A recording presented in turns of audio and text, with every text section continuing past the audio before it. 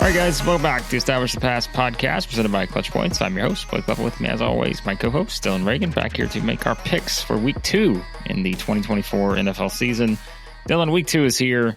We would never overreact to 1 week, but man, there are a lot of reactions to Week 1 of the NFL season. Yeah, we'll kind of mix those into our takes on these games. Probably a good thing or a healthy thing to not have an overreactions episode after Week 1.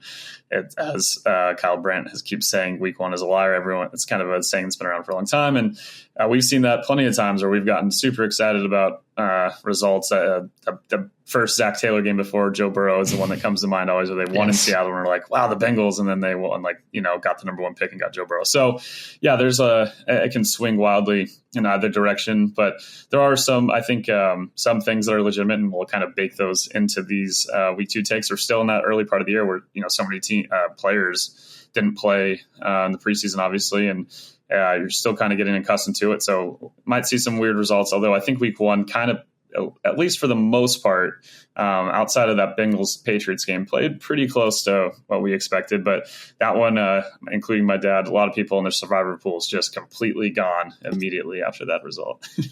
Yep, that's always a tough one, Week 1 when that happens. So I'm wondering what the odds are out there for a Saints-Patriots Super Bowl bet, Dillon, if you want to pick the perfect matchup for the Super Bowl after Week 1.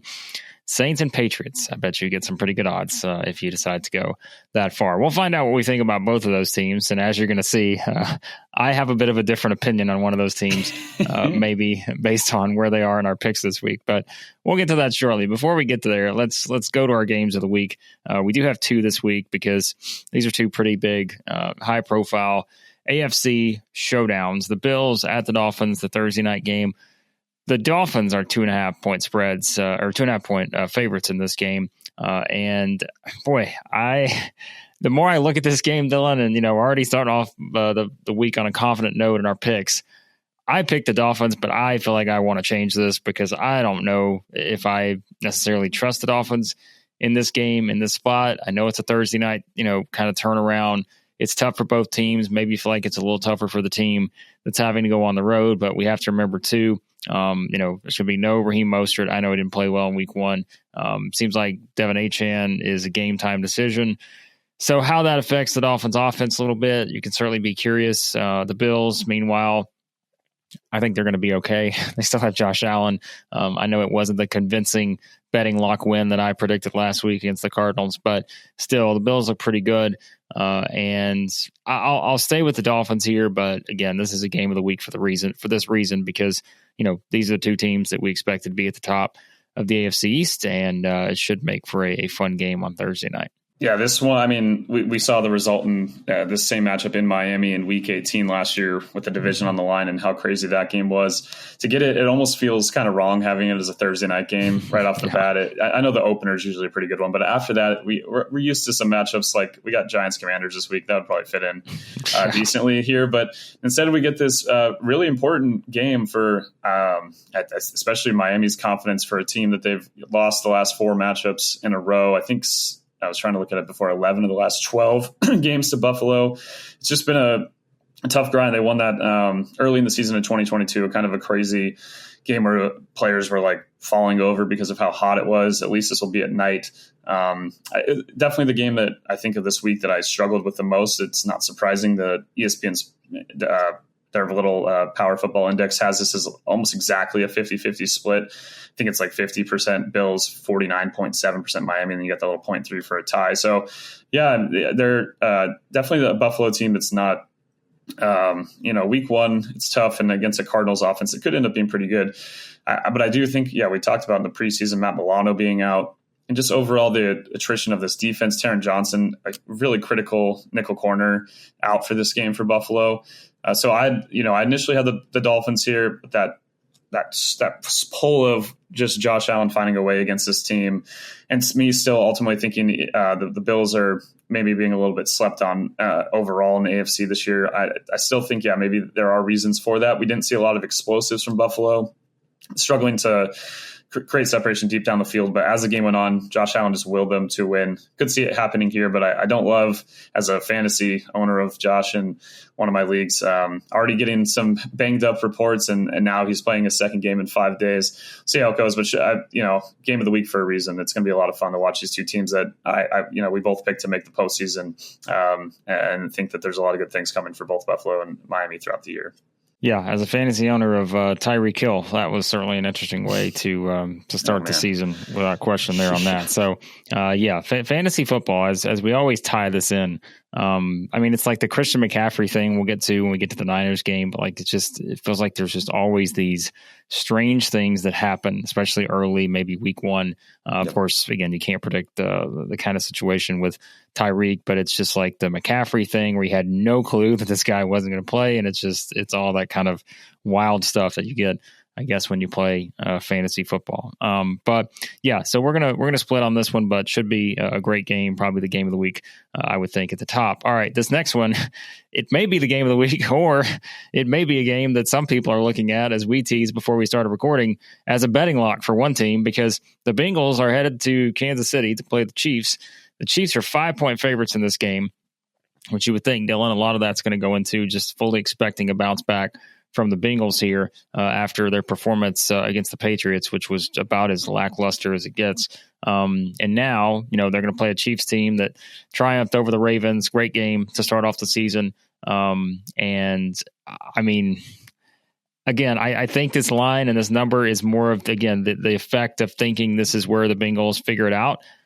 I'm not totally convinced just yet, because that was just so infuriating, I think, for Bengals fans to watch that performance. And now you got to head to play the defending champions who are coming off a big win to start the season. Maybe you could see this, I hate using the term like letdown spot. I feel like it's different in the NFL. But, I just think the Chiefs are just better. And so I legitimately also thought this could be a betting lock to take the Chiefs to win this game by a touchdown or more. Certainly going to pick them to win, but I just need to see a lot more out of the Bengals here. And remember, Dylan, we always bring up the stat every year. Bengals lose this game, they're going to be 0-2, and we know kind of what the numbers look like in terms of playoff prospects and all that. I'm not sure what the updated number maybe is after last year, but percentages aren't exactly high when you start 0-2. Yeah, they do benefit from they get Baltimore pretty early, but 3 of their next 4 games are against the Commanders, Panthers, and Giants after this. So some benefits schedule wise for Buffalo to respond, or for Cincinnati to respond. But yeah, it's a game that we definitely thought of this more as a betting lock. Never considered picking Cincinnati, even though they've had success. I mean, Burrow in his career, really, really good against the blitz, and has done well against Spagnuolo, one of the few quarterbacks that has found a way at times. But I just feel like this is such a different team. We'll see how Chase looks. I know he's battling some food poisoning. Obviously, T. Higgins missed the last game. When they don't have those multiple weapons, they want to play this way. It just did not pan out. Obviously, they did have the fumble where they almost scored a touchdown, and a couple things go differently. They beat New England, but the Chiefs are not. This is a much different offense. Now we're seeing the Chiefs offense. The speed's back, fully operational machine. The whole league had them maybe down for a second, didn't take advantage of that. Now they're dealing with the Death Star once again, and it's just the early season Bengals. This has been a kind of a theme. They've defied that. I think they did start 0-2 a couple years ago when they made the AFC title game in 2022. So this isn't unfamiliar territory, but it is a trend that you'd like them to at some point buck.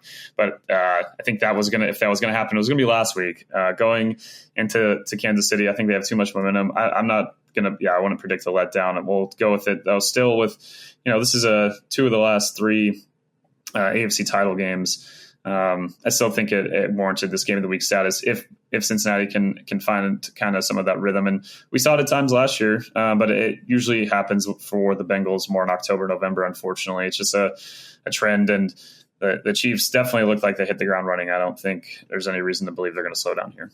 All right, on to those betting locks. I think both of us did not go well with our betting locks in week 1. No. Total picks we did pretty good. I think upsets we may have we got this. I got the Steelers, but yeah, the betting locks. Yours almost hit. Mine did not come close to hitting. So, what was yours again? It was the Bengals and Patriots. Yours was Bills, Cardinals, and I think they didn't cover by a half. It was point. like 6. Yeah. 6.5. Well, and they won by 6.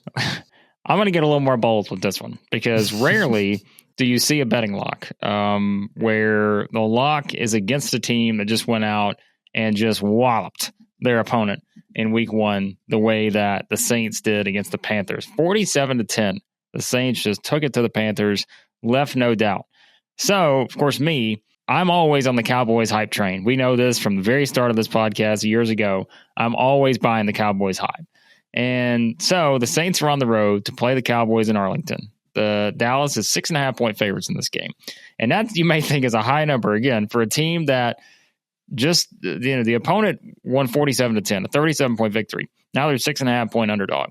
I think that tells you 2 things. It tells you where the Panthers are. And it also tells you, I think, how good the Cowboys are because this number is that high. So for that reason, Dylan, I'm going to take the Cowboys by a touchdown at least here in this game against the Saints. I just think, it's such a different level of opponent going from that to this. And to me, it is the aspect of going on the road, having to play against this Cowboys defense, and feeling like even if maybe there are some things that, the offense slows down a little bit against the Saints defense, I still think the Cowboys defense is the key here. And I think they're the ones that allow Dallas to get at least a 6.5-point win in this game. Yeah, it should be an interesting one for 2 teams that, like you said, you don't usually pick against a team that just throttled their opponent, but that opponent, as we'll get to in a second, might be one of the worst teams in the league. Whereas the Browns, for all the frustration about that offense and how awful Deshaun looked, that's still a team that is a lot of people think will be in the playoff mix, and still a defense that's really strong. And yes, they didn't convert all those drives into touchdowns. As a Brandon Aubrey fantasy owner, that worked out quite well with all those long field goals. Really wish we had that 66-yarder thrown in there. But yeah, Dallas just looked off the bat, all the off-season questions and drama and everything that's happened. And again, we'll wait and see how they look when they play the 49ers and Lions and these other teams, the top of the conference and in the AFC as well. But I mean, the Browns were a pretty good team last year, and they a team that maybe was also in theory with their heavier personnel is kind of built to have maybe some success against their defense. They did not. Saints, it's more of a wait and see mode. I still think there are some sustainable things from what they did. A great opening act from Clint Kubiak, but let's see how he does in this game. Calling plays against Mike Zimmer, who looks like he's on a revenge tour against everyone in the entire league. So yeah, it should be. I think this will still be a fun game. There's a reason they got. I think this is the game that Tom Brady will be on the call for with the top Fox booth there. Should be an exciting matchup. But I had the Cowboys as well. I just think there's more proof to the concept, and we haven't seen the Saints consistently play well against better teams in the past couple of years, and maybe that's going to change here. But I got to wait and see it first. All right, speaking of the Panthers, Dylan's going to do what usually makes the most sense when it comes to these betting locks. Bet against a certain team, as we did against the Dolphins many moons ago whenever they were as bad as they were. What was that, 4 or 5 years ago, whatever it was. But the Chargers are on the road in Carolina to play the Panthers. Chargers are 6.5-point favorites in this one, so we're both leaning on these 6.5 numbers in this. Chargers played pretty well against the Raiders. I think some of that was, self-inflicted from a Raiders standpoint, but you got to give the Chargers a lot of credit. Ran the ball effectively, which, guess who would have guessed that, right? With the Chargers and J.K. Dobbins. And so, yeah, I was pretty impressed with what I saw from the Chargers. And I'm with you. I mean, I've got to pick them to be the team that wins this game. It's always that, well, it's the Chargers, but I just think this is I think it says a lot about where the Panthers are right now. Yeah, it's mostly a pick against them. Derek Brown out for the year is a huge blow. Their best defensive player. It's just a team that you want to have optimism. They tried to put some more weapons around Bryce, and maybe this will be a 1-week fluke, and we'll see some progress. But there was a lot of the same things we saw last year. There weren't fixes at least off the bat. So we'll see how they match up here against the Chargers defense that. I know that Harbaugh, the effect of his coaching is going to have a big culture shifting, and the culture shift has occurred. But I mean, it came across immediately with their run defense. I know it's only 1 week, but they, at least with, I don't know if it's total run defense or just their efficiency number I'm looking at here, but they finished first in rushing efficiency on defense. And it was obvious, like all these times in the last few years where we've seen teams that were poor rushing teams, even teams that were much worse than what the Raiders, I think, will end up being on the ground, were able to just run through them in the interior. And that just was not happening. They could do nothing in short yardage situations. It was a complete flip from everything we've seen from that defense. And on the flip side, yeah, like you said, they ran the ball really well. It's very fundamental, like one of the biggest core things that Harbaugh's preaches, running the football and stopping the run. And it came across, and that's the main reason I think the Chargers won that game. Joe Walt, I know a lot have made of his performance against Crosby and other members of that pass rush, and Slater as well. And the interior of the line held up better than I thought they would. So I know the Chargers, we wanted to kind of wait and see, maybe talked about next year being the year, but they got a pretty light early schedule. That includes this game. They could end up being in the mix, and I think they're going to win this game by at least a touchdown. The Panthers on defense looked lost, just all over the place. Their offensive line, Kwanu, did not look good in week 1, and now he's facing, depending on Bosa's health and Mac and these guys, I just don't know if it's going to end up well for them. Again, they weren't separating by any means the receivers really, and as I was kind of hoping they might be able to. And even when they were, not sure if Bryce is seeing the field great yet. So it looked like the proof of concept was really much in play for the Chargers. And yeah, the Panthers look. I don't know how many teams. I know they didn't technically have the number 1 pick this past year, but it was theirs that went to Chicago. I don't know how many teams would go 3 straight years with the number 1 pick. It's really early to be predicting that. I think they'll win some football games, but man, they definitely looked like the worst team, maybe along with the Giants in the league this past week. Try not to overreact too much, but I think there is some proof of what the Chargers are going to be able to do. They're going to win that trench battle, and I think with Herbert's ability, overall, not really impressed with Ladd and McConkey too. I think he finished like 3rd from rookie receivers in average separation per route. They look good. Even if the passing game is still going to be a work in progress, the Chargers look like a much better and more prepared team. And I think they'll, even on the road in this one, I think he's going to have the team motivated, and they're going to pull away and win by at least a touchdown here. Think that QB will throw for more than 300 yards? How about that receiver in Miami grabbing a touchdown? Check out DraftKings Pick 6, the newest way to compete against others and play fantasy football to win cash with DraftKings. Pick a player and choose if they'll have more or less of a specific stat like yards, touchdowns, catches, and more. Get your picks right and you'll win cash. Download the new DraftKings Pick 6 app now and use code ESTABLISH. That's code ESTABLISH for new customers to play $5 and get $50 in Pick 6 credits guaranteed, plus 1 month of NFL Plus premium on us. Offer expires 9/19. Only on DraftKings Pick 6. The crown is yours. Gambling problem? Call 1-800-GAMBLER. Help is available for problem gambling. Call 888-789-7777 or visit ccpg.org in Connecticut.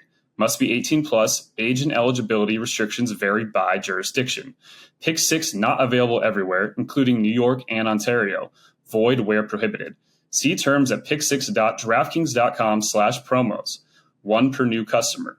Reward issued as $50 in non-withdrawable Pick 6 credits that expire in 6 months. NFL Plus premium offer available only to new and former NFL Plus subscribers. Additional NFL Plus premium terms at nfl.com/terms. All right. Upsets of the week. The Colts are at the Packers. The Colts, yes, are 3-point favorites. We all know why. Because of what happened with Jordan Love and the injury. And so now Malik Willis is going to get the start for the Packers. And yet for some reason, I am still going to pick the Packers as my upset of the week. And I think for me, Dylan, it's, as I told you, as an Anthony Richardson fantasy owner, I'm like, it can't be this good all season, right? Because there were still some missed throws and those kind of things that, will leave you a little frustrated. But then there's the, 500-yard bombs that he's throwing and all that stuff. And, so yes, I can understand why the Colts are the favorite here. Because again, the Jordan Love questions and all that, and we've seen Malik Willis in this spot before, hasn't always been pretty. But I'm going to lean on them doing enough with enough playmakers on that offense, as we saw I mean, Reed was just tremendous. And I'm going to lean on them finding a way to get the ball in the hands of the guys it needs to get to. It won't be as effective probably as it was with Jordan Love. I don't think there's any doubt about that, but we'll go with the Packers to maybe force a few mistakes here and squeak this one out against the Colts in Lambeau.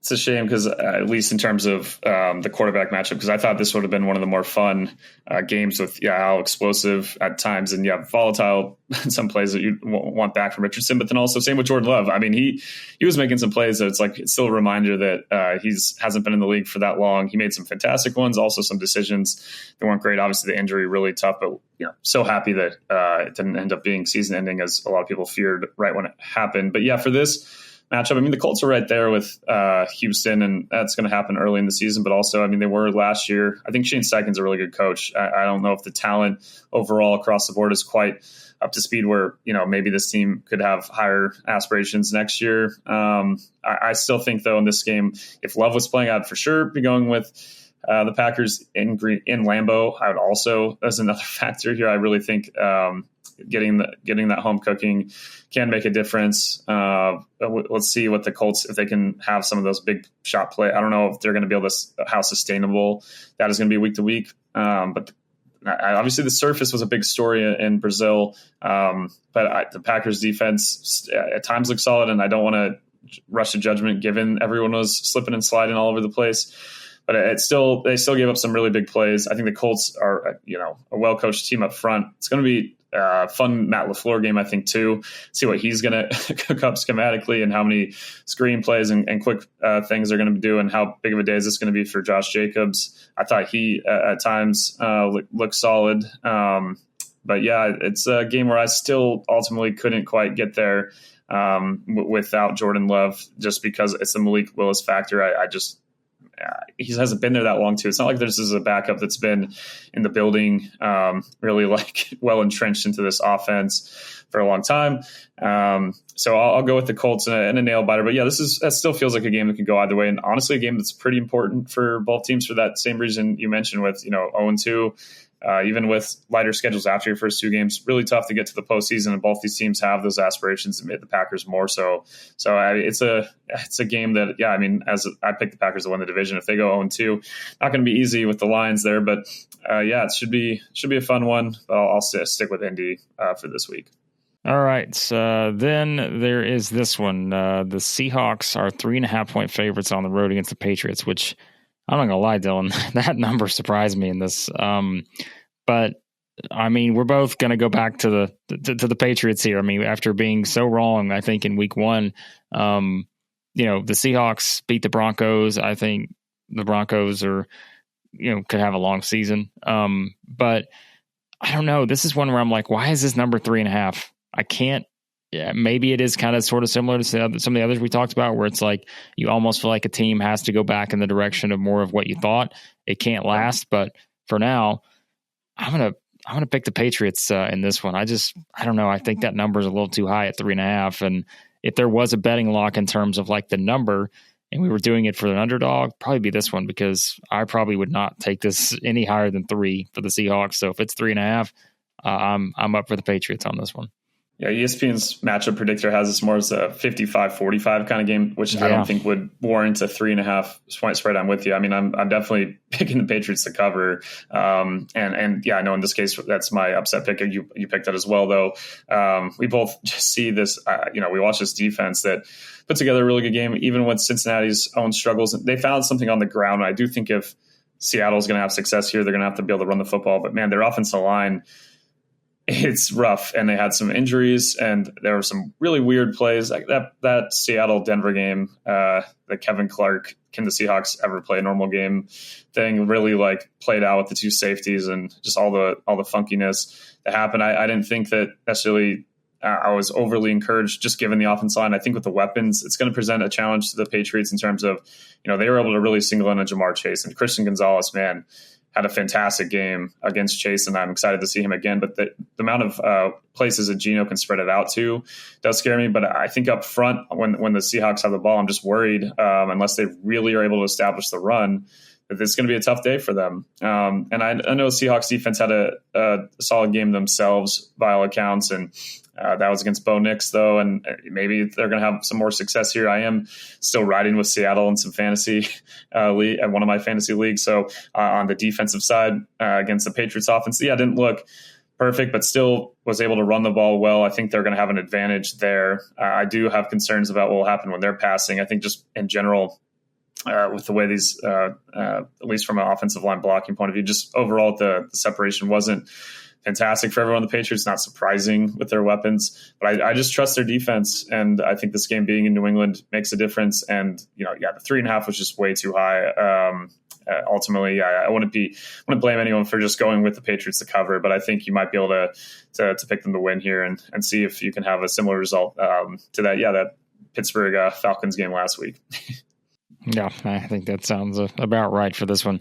All right, to our quick picks, we will run through these. The Browns are at the Jaguars. The Jags are 3-point favorites in this game. Definitely thought about this as a betting lock, not because I necessarily trust the Jags, but I just do not trust the Browns. And, the Deshaun Watson stuff, they look terrible in week 1. Got to hit the road, play Jacksonville here. I'm going Jags on this one.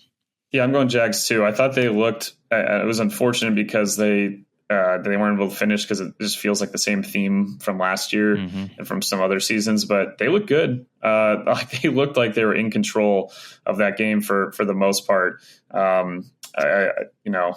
Until the second half, where the same things kind of happened. The offensive line couldn't hold up. The Dolphins got their pass rush going. Some missed plays that Miami had early, they were able to hit on. Obviously, the fumble through the end zone would have completely changed the game. That would have put the Jags up 17. I really believe they win the football game if that fumble doesn't happen.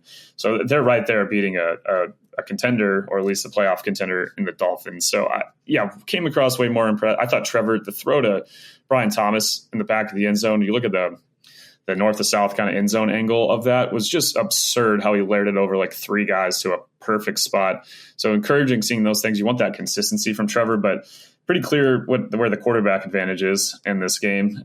Still think that the Browns defense has a chance to muck things up a bit, right? Like they could make this, they could respond well. I think that this is maybe a matchup that's better served than what Dallas is able to present to them in the first opportunity. But I still just thought overall came across, it's only 1 week, but felt like the Jaguars just looked like the better football team. So didn't get after that. It's too early in the season for me I've tried to dive in a little bit, like this game in Miami and Buffalo were 2 games where I'm like, all right, these are kind of close. Try to dive in numbers. It's so early to do that.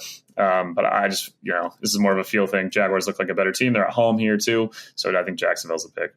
Bucks at the Lions. The Lions are 7-point favorites in this game. We were a little surprised by that one, maybe.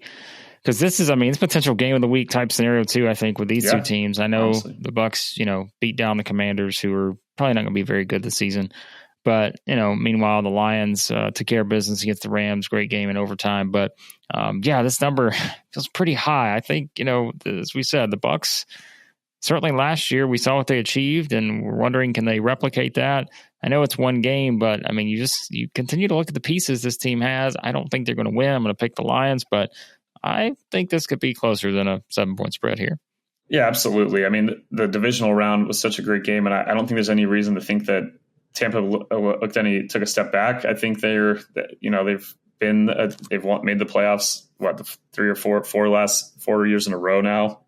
I know Tom Brady's a big part of those years, but it's a solid football team. And as much as I'm still with them and New Orleans not trying to look too far in to those week 1 play, I really did think, Baker looked comfortable. And yes, it's against the Commanders. We'll see how that translates against a much tougher defense. I think Detroit, obviously the Rams had some injury issues, but they still were able to generate tons of pressure. I thought the secondary, not every opponent's going to have Cooper Kupp, but man, Chris Godwin and Mike Evans isn't an easy next play here. I do have concerns still about Tampa being able to run the football. I do think that if you get Baker into some of the obvious passing situations that we kind of saw with Stafford, it might not end as well for Tampa. I think the Detroit defensive line, really made a statement with their play, stopping the run and some of the pass rush they were able to do, against an offensive line that was banged up, but still thinking this side. And on the flip side, Detroit's offensive line, obviously that last drive in overtime just showed everything that they're about. I think that the balance that they're able to have as an offense allows them to kind of pick and choose their spots. Trust Ben Johnson as well. So yeah, Detroit, I didn't think too closely about picking Tampa, but I wouldn't be surprised by any means that Tampa won this game. But I ultimately at this point, I still think Detroit, with the home cooking, should have enough here to get the W. All right, it's on to this one. The Jets are at the Titans. Jets 3.5-point favorites in this game on the road, coming off the loss to the Niners, where they just, again, it was on the road against the Niners to start the season. Not the greatest spot for them, but I think that's a much better spot for the Jets. We talk about not trusting certain offenses. I do not trust the Titans in any way, shape, or form. After a game against the Bears where I just came away feeling much more pessimistic about both teams, even though one had to win. This is another one where I just would not be surprised if the Jets defense kind of rules the day here in beating the Titans, and maybe Aaron Rodgers and company get some things going on the offensive side. Titans defense, I think they're going to give them a chance, but I can't lean on what they're doing offensively right now. So give me the Jets. Yeah, I'm going with the Jets too. I'm maybe a little more concerned, not about the Jets long term, just about this timeline of them and being on the road here, just being like, they're going to feel some pressure that they shouldn't fall to 0-2 in this game. I know I wasn't shocked by the result. The 49ers played a fantastic football game, kept the ball away from Aaron Rodgers. I think one of the lower time of possessions, at least of the last few years of his career, and potentially even longer. But I still think there's enough talent there. Yeah, like you said, on the other side, to go from the Jets defense facing the 49ers offense, even without McCaffrey. Man, how good Jordan Mason looked. Unfortunately, as a Rams fan, Dominic Puny looked like one of the best offensive linemen in the league immediately in his debut. I think going from that to this offensive line of Tennessee, it's going to be striking. Peter Skoronski gave up 8 quarterback pressures on 38 pass blocking snaps, tied for the most in the league. That's from NFL Pro. We're talking about this tool is fantastic. It's going to really help fill in some of my thoughts and confirm or make me feel differently. But yeah, that you mentioned that Bears Tennessee game. That those two teams both average under 17 yards per drive in that game. So that kind of tells you exactly what kind of football game was being played there. I think the Jets still are a better team with their defense. It's going to be a tough matchup. And I think the offense still had flashes, right? That really good long drive. And I know it was just that one drive, but there were a few other drives where it's like, if this drop doesn't happen, some things that you don't expect week to week that are not going to be there. I think that ultimately New York should come away with the win, but I do have a feeling about this game that like it's going to really come down right to the wire either way, and I don't think it's going to be pretty. I think if you're going to make a bet on this game, maybe go for the under. I'm not sure; it's probably pretty low, but I still would consider it. I would too with these 40.5. I may go lower on that one. I could definitely see this being 13-10 or something like that. I can definitely see with these two teams. But all right, the Niners are at the Vikings. Niners 6-point favorites in this game. The Sam Darnold, revenge game, I guess. I don't know. But to me, Sam Darnold's gonna have a tougher time replicating his week 1 performance against the Giants, against the Niners, which is why San Francisco is a 6-point favorite. But hey, you got to go with what you've seen so far. And, hey, at least there's more optimism maybe for Vikings fans with Sam Darnold at the helm. I just think that this is a much different challenge, as we talked about kind of with the Saints and Panthers dynamic. And I can't pick against the Niners here. Yeah, I can't pick against them. It's the Niners. It's that kind of we talked about in the offseason. I didn't think there would be a concern in terms of them taking a step back. Really, I know there's like Super Bowl. They're too talented to have a Super Bowl hangover. They didn't even have to really throw the football a ton, and when they did, Brock looked really good. Obviously, the drop from Ayuk, some things that opened up, but they just dominated up front. And I worry about Minnesota in that way because, I know we talked about whiplash with some other teams in the league going from bad to good or good to bad opponents. This is about as wide as a gap as you can get between the Giants and the 49ers. Yeah. So even though it's in Minnesota, I thought Darnold looked good. I know that there were some guys who were open, but I thought there were some other plays where he's really thrown with anticipation and finding, making plays that demonstrated the arm talent that everyone got so excited about when he came out of USC. Obviously had a year under Shanahan, as you mentioned with the probably more gratitude than revenge. I'm guessing, and two really well coached teams. I think Kevin O'Connell. You kind of saw it, and that was ultimately why I made that pick last week. Again, it just felt like this operation, even if there's questions about exactly where they are now, where they're going, and it does have some direction. And even if I know there's worries about draft picks and those kind of things, I think culture-wise, Kevin gets it, and I think their defense is still going to maybe try to create some havoc. We saw them beat the 49ers last year, but obviously that was with Kirk playing at the top of his abilities, and just a Vikings team that in a much different spot than they are now. And I think the Niners, in my opinion, are in a different spot. They looked, pretty dominant on both sides of the football. The Jets could not get anything going running. I thought the coverage was sticky. They averaged the third most yards per drive on offense, the 49ers, in week one of any team in the league. So, man, the 49ers are just an absolute dominant force. And this is less of a pick against the Vikings. It's more of a vote of confidence in what is brewing against San Francisco once again. And here is your NFL Red Zone special of the day, Dylan. Yes. The Giants at the Commanders. Commanders are favored by 1.5 here in this game. I wasn't joking when I told Dylan I was considering this a betting lock, even though these two teams looked brutal in week one. But I just tend to think the Commanders have a higher ceiling at this point. I know they were just walloped again by the Bucs, but I just do have no trust in the Giants offensively with Daniel Jones at quarterback. And I just think Jaden Daniels can do a lot more to push the Commanders to a win here. So give me Washington in a game that I am absolutely intrigued by, just to see, the race for third in the NFC East. These are the games you're praying for in mid-June when you're missing football. You're waiting. You're like, I'll take Giants Commanders. That's fine. Give me anything. Just whatever you want to give me. I thought Jaden, it was inconsistent. They weren't throwing the ball down the field, but I thought looked solid enough, as a rookie, and a tough, well-coached Todd Bowles defense there in Tampa.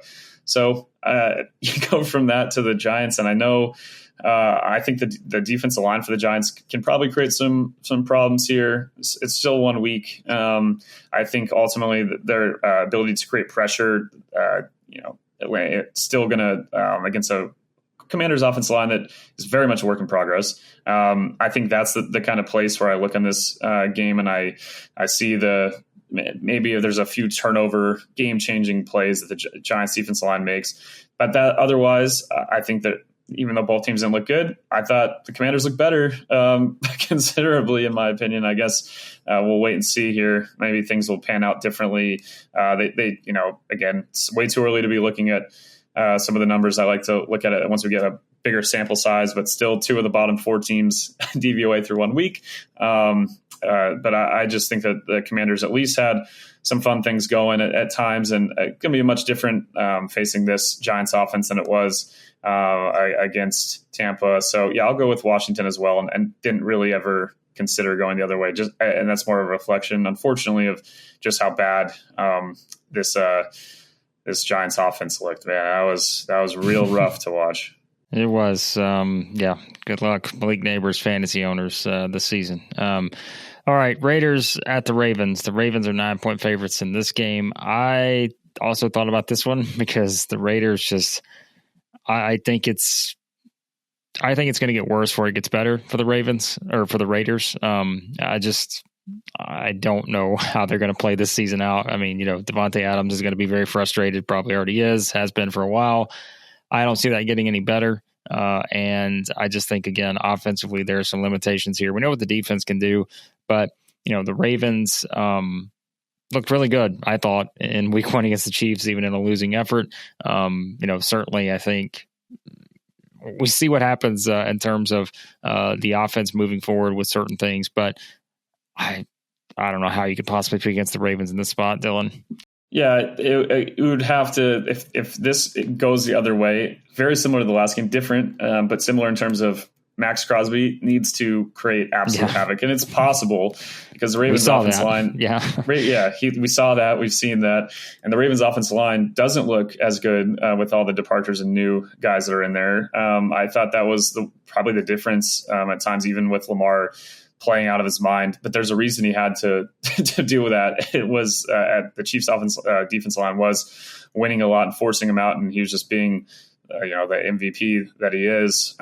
It's just a clear one team's way better though here. So yeah, the spread is high for a reason. Made it tough to think about this as a lock. I thought Brock Bowers looked pretty solid. I think his separation scores from among all tight ends were near the top of the league. So good start for him. But yeah, the Raiders offense still just they couldn't again run the football in short yard situations. I don't think it's going to get any easier against Baltimore. You go against another Harbaugh coach team here, right? I just think that the Ravens are one of the best teams in the entire league, and the Raiders are not. They need a quarterback. I know Gardner made some okay plays, but just overall, they have some talented players, and you watch it, and maybe it's also some things with just getting comfortable with what they're trying to do. But their offensive line has some solid points, but also isn't perfect. It's just I think between the gap, and I just think Harbaugh is one of the better coaches in the league. Obviously, one of the longest tenured. If him and Tomlin are probably like the two longest tenured at this point. I think McVay somehow is like third now, which is hilarious with Shanahan. But this Ravens defense, I still thought, for all the things that Kansas City was able to do, still made some big plays and still competed. And I think it's going to be a much easier chance. I think this is a get right game for them, and ultimately they'll pull away. And I want to be, if I had to pick between the two, I'd probably still pick Baltimore covering. It's a little high but for a reason, right? All right, the Rams at the Cardinals. Cardinals are favored by a point here, which I think is going to come off the heels of a pretty good performance against the Bills, maybe minus Marvin Harrison Jr. for all the fantasy players who took him in the top 10 or 12 or something. Probably not too pleased right now, but I think this will be a really good game. I don't even think it's a sneaky good game. I think, when you just kind of see what both teams are working with here, I think offensively people will be entertained. I would expect with these two, but I almost picked the Cardinals. You saw me, I think, even put the Cardinals, but I'm like, I think I have a little more trust in the Rams. They're coming off the overtime loss to the Lions, but again, I thought the Rams did some good things to take that game to overtime and have a chance at winning. If not for what a coin toss. So so give me the Rams in this game on the road. Yeah, I came out impressed with both teams. Obviously, losses never going to be fun, but like you said, Arizona, I still think that they're in the first half. There's some things here and there that Buffalo's getting comfortable, and Arizona looked good. I know Marvin had some tough one of the bottom separation score just in 1 week, obviously. So it's very much going to be a different story against the Rams secondary that held up okay, I thought, ultimately in the game against Detroit. It became a game where definitely the up front was the story, with Detroit able to dominate there late in the game. But when they had to throw in pure passing situations, we saw the pick from John Johnson. Should have been another one from Kobe Durant. Overall, I don't know. That is maybe a part of their game, and it did reflect in some of the advanced numbers after 1 week there. But I do worry about up front. If Arizona is going to win this football game, I think they're not going to be just throwing it all over the yard necessarily the whole time. I think it's going to be James Conner running through a guy's face, and that's still in play when the Cardinals have the ball. But they're overall still a team that I think there's flashes of it, right? And everyone pointing to Marvin being wide open. Talk about separation score, wide open on what would have been a potentially a game-winning touchdown against Buffalo. But they're only there because they return also a kickoff. I think they had some things that went their way. Where you mentioned the coin toss. Look at some of the plays that the Rams had chances to put more points up, right? The interception in the first half, the drop by Kupp. There's the Jordan Whittington touchdown that gets pulled off on an unnecessary face mask, called a holding by their third string left tackle. Rams do have Rob Havenstein potentially back at right tackle. That would allow Warren McClendon, who filled in at right, looked okay, much better than the left tackle. He could flip to the left. And Bo Limmer, the rookie center that filled in after Avila's injury, not surprising. He looked really good in the preseason. He filled in great. So I'm less concerned if Havenstein comes back about the offensive line. Obviously, one more injury and we're right back to where we were. Puka is a huge blow in his limited snaps. Caught all four of his targets, looked good. They weren't able to run the football, but this is something that they're going to have a major advantage against Arizona, a team that they gashed on the ground repeatedly last year. And I wouldn't say Arizona's improved dramatically with their run defense. So I just think there's enough things from both teams almost beat contenders, right? But I think there was enough plays and also with the injury factor that make me still feel like the Rams are ultimately a better football team right now, even if Arizona is on their way up. McVay's only lost twice to Arizona. I know it's year to year that can change very dramatically, but this is a team that the Rams have come out and played well against. And I was impressed also by the Rams defensive line. I know that Jared Verse had, some of the better pass rushing numbers of anyone in the league, let alone rookie. In week one, I thought Byron Young took a step. So overall, I think the Rams defense somehow without Aaron Donald might be a little bit better, which is kind of insane. But that just shows you how young and experienced the rest of the group was last year. And I think the offense still against a different opponent than Detroit might have a different result. And ultimately, the fact that the Cardinals are the favorite might end up backfiring a decent amount. All right, Dylan, this will not be your NFL Red Zone special this week. I'm feeling pretty confident about that, unless maybe you like field goals. The Steelers are at the Broncos. The Steelers, 2.5-point favorites on the road in Denver. And the reason I say that is I was looking it up, had to make sure I had the right number here. The over-under on this one is 36.5. Seems like there's a decent chance it may drop to 36. Yeah, which tells me that Vegas is expecting this to be not so pretty from an offensive standpoint. It is the lowest over-under of the week. We talked about earlier that even that Jets-Titans one is 40.5 or 39.5, whatever it is now. Seahawks-Patriots is 38. So this one, 2 full points lower than that. Don't really like this game in terms of the aesthetics, but I'm going to pick the Steelers. And remember, I'm the guy who said, well, feels like the Steelers are the 4th best team in the AFC North. I know it's only 1 week, but Browns may get that designation right now. But yeah, it's another quality matchup for the Steelers, which we didn't think the one against the Falcons was, but defense got it done. Justin Fields did enough. And I think they do the same formula here against the Broncos. Yeah, the Broncos, I just worry about when they're have their offense out against the Steelers defense. The Steelers are flying around. They're like the anti-Bengals in terms of they start hot, the Bengals don't, and it kind of flips as the season goes on. It's reflective of the way, as we kind of talked about last time, Mike Tomlin has more tackling in practice than any team in the league at this point. In the preseason, plays more starters. They come out just a better, more prepared team. I still have questions overall about where their offense is going to go.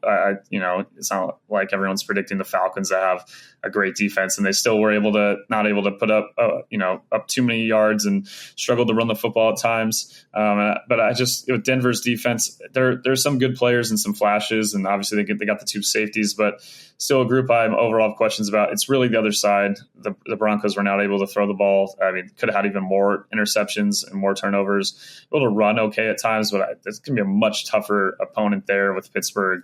So I just think the Steelers have too many advantages. I know that it's on the road again, and we'll see ultimately what happens with both these teams by the end of the year. But I think at this point in the process, with Bo Nix still really early on, I think the Steelers are getting excited to attack that challenge. I think Justin Fields, or maybe even some more things that could happen here. Thought overall, as long as he doesn't turn the football over, that might be enough. So I pick the Steelers as well. I think just at this point, I feel more confident in how they looked after 1 week. All right. Now we get to the Bears, the Texans. The Bears underdogs here as the Texans are 6-point favorites in this one. This is another number where I'm like, why is this only 6? Because I watched the Bears play last week and I watched the Texans play last week, and I think there's a pretty wide range, not just with quarterback play, but really I think with maybe, I know the Bears defense did some things last week, Dylan, but I think the Titans and the Texans are very different offensively. Yeah. Give me all the Texans here. And I know Caleb Williams is not going to be that bad all season, but I don't love this matchup for him on the road against the Texans after that performance against the Titans last week.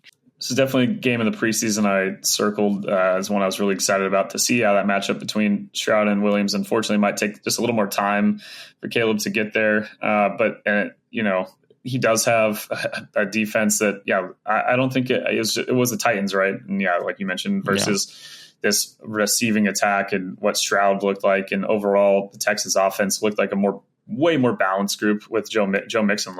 You found the fountain of youth. That was fantastic for one of my fantasy teams. But I think they're going to maybe struggle at times still, though, to throw, even with the weapons they have, just because this Bears defense on that side is so good. I think there's a chance, though, that, not the perfect run defense necessarily in Chicago. So I see potentially if Houston gets the lead, they're going to be running quite a bit. On the flip side, I think the Bears are going to probably be running a lot more because that is a part of the Texans defense they might be able to exploit.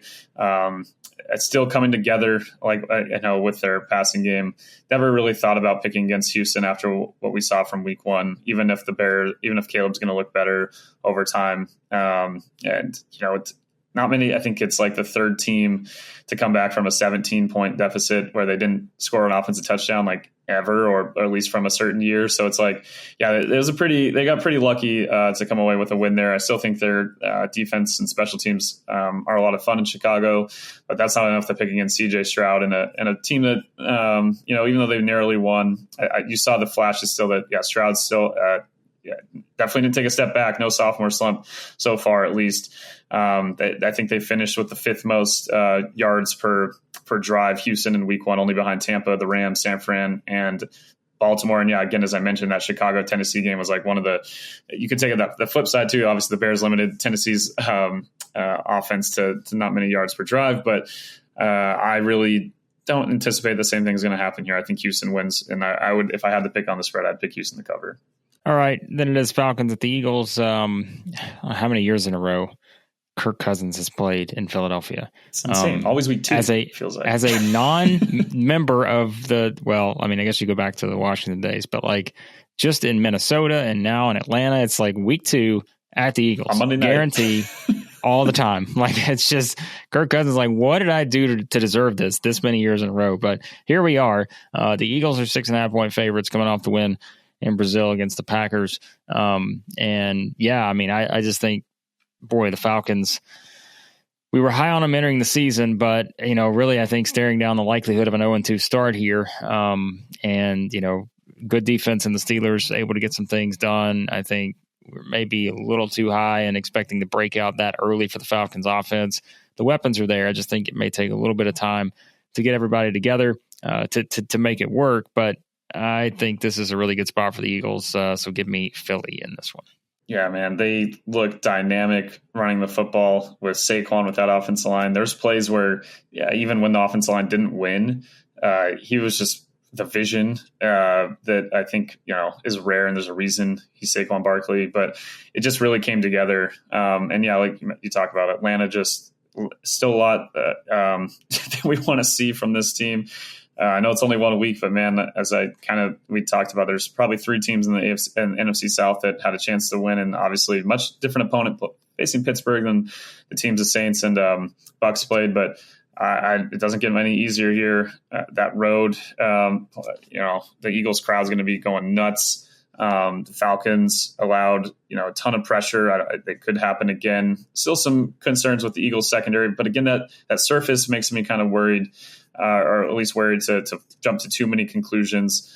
The inability for Kirk to move around at all was, and not just himself, but just the game plan itself and how they didn't have any designed rollouts, play actions, nothing. It just left me in a place where I'm wondering and hoping to see, over the course of the year that will open up. But the drumbeat for Michael Penix will be slowly going if they look terrible against a team that still secondary wise for Eagles, I really do believe has some long-term issues they still got to sort out on that front. But I just don't know if Atlanta's in a place yet to take advantage of that. I thought Jalen Hurts over the course of the game really settled in against the Packers, was in command of, I know he talked about this with Jason Kelce, doing all the checks and kind of running the show before, and how he wasn't able to really develop into that. I think over the course of the game, you saw him doing that in his own understanding of what's happening as a result, kind of benefiting from that. I just think that the Eagles are a better team at week 2, maybe midseason, maybe Atlanta starts to get some things going and this becomes a closer game. But at this point, had a hard time picking against Philadelphia. All right, there you go. There are week 2 picks for the 2024 NFL season. Of course, doing a lot of stuff over Clutch Points to get everybody ready, so let everybody know where they can find all that. You can go to clutchpoints.com to the NFL section, all of our breakdowns of, injury coverage, breaking down the upcoming matchups, all the fallout, concerns that we have, things we shouldn't overreact to, all of that in the NFL section of clutchpoints.com. Also our fantasy section. We had by the time you listen to this,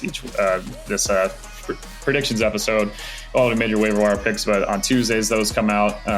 Stardom Sit-em articles should be up by the time you listen to this. In the fantasy sports section, so you can find that on clutchpoints.com as well. Yep, check it all out there. Be sure to subscribe to the podcast. Any podcast app you use, search for Establish the Pass. And thanks as always for listening, and we'll talk to you next time on the Establish the Pass podcast.